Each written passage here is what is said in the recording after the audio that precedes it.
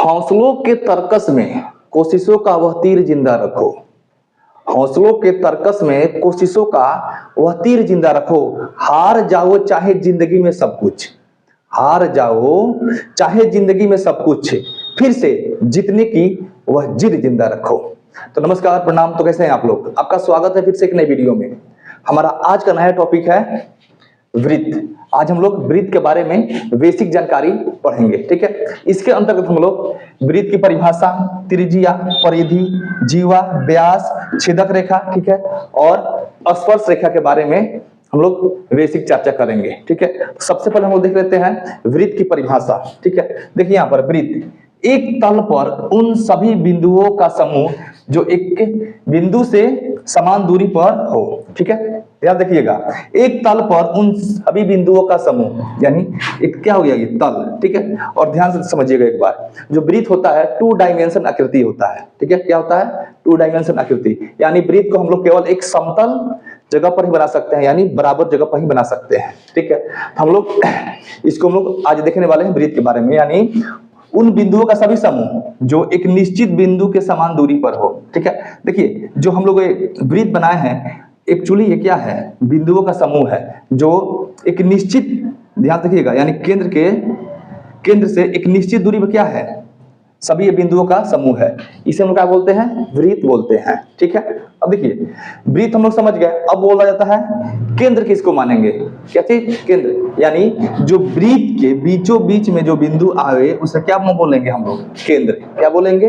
केंद्र। यानी जो बिंदु दिखाई दे रहा है हम इसको क्या लिख देंगे? केंद्र। क्या हो गया हमारा? ये केंद्र। ध्यान देखिएगा, त्रिज्या, क्या चीज? त्रिज्या। तो त्रिज्या जानने से पहले हम लोग बात कर लेते हैं परिधि के बारे में। क्या चीज के बारे में? परिधि। परिधि क्या होता है? जिसे हम लोग मान लीजिए वर्ग आयत में परिमाप निकालते हैं, उसी तरह से वृत्त में हमको परिधि के बारे में जानना है, ठीक है। देखिए वृत्त के कुल लंबाई को क्या बोलते हैं? वृत्त की परिधि। इसे मान लीजिए यहां से हम लोग नापेंगे, क्या होगा? इसकी मतलब कुछ ना कुछ दूरियां मतलब हमको सामने निकल कर आएगी, इसी को हम क्या बोलेंगे? परिधि, ठीक है। अब देखिए परिधि में समझिए क्या होता है।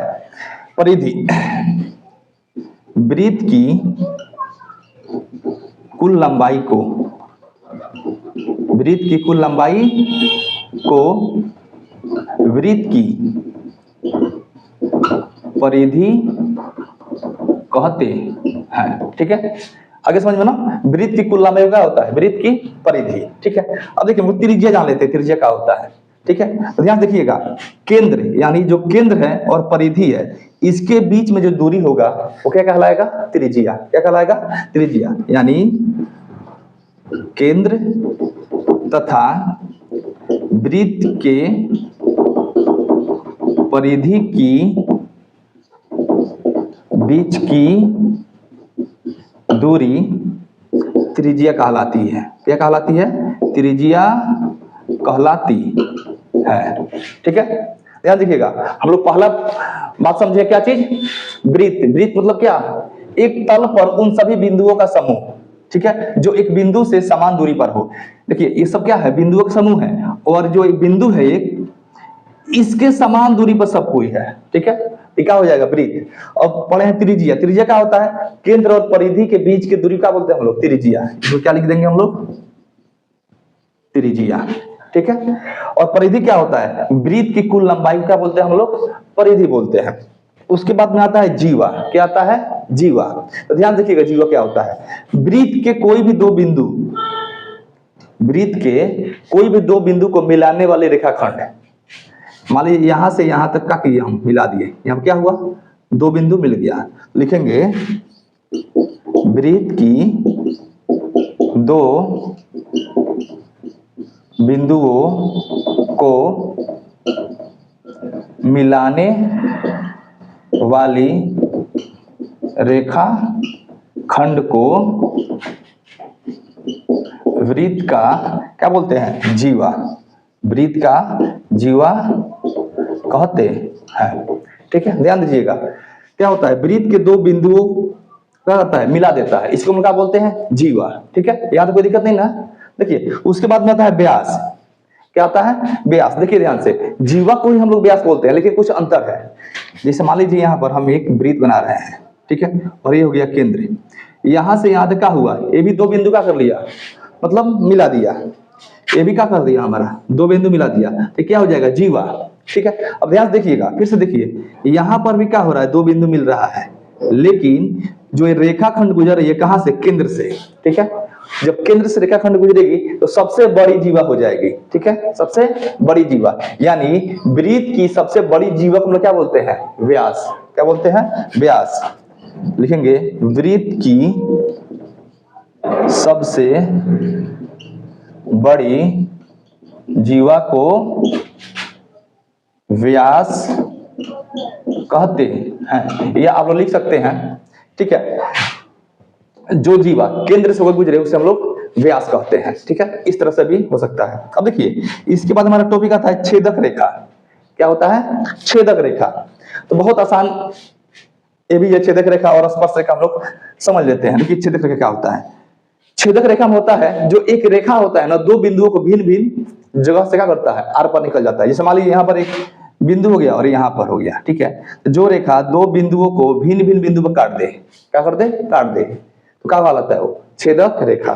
तो इसका परिभाषा क्या हो जाएगा, जो रेखा वृत्त के दो भिन्न बिंदुओं से होकर गुजरे उसे छेदक रेखा कहते हैं। ठीक है, क्या होगा, दो भिन्न बिंदुओं का कर देगा, काट देगा, तो क्या कहलाएगा, छेदक रेखा। उसके बाद में हमारा आता है स्पर्श रेखा। क्या आता है, स्पर्श रेखा। बहुत आसान सा टॉपिक हम लोग आज पढ़ रहे हैं वृत्त के बारे में। जो हमारा आज का जो लास्ट टॉपिक, मतलब लास्ट जो पॉइंट है, स्पर्श रेखा। ध्यान से देखिएगा, मान लीजिए यहाँ पे कोई वृत्त हो गया, स्पर्श मैंने क्या होता है, छूकर चल जाना। क्या होता है, छूकर चल जाना। तो मान लीजिए यहाँ पर वृत्त के एक बिंदु को कोई रेखा क्या करे, स्पर्श कर कर चले जाए। क्या कर दे, वृत्त के एक बिंदु कोई रेखा स्पर्श कर क्या हो जाए, चला जाए, उसे क्या बोलते हैं हम लोग, स्पर्श रेखा। ध्यान देखिएगा, छेदक रेखा माने क्या होता है, एकदम बीचों बीच एकदम चिरता फरता चला जाए।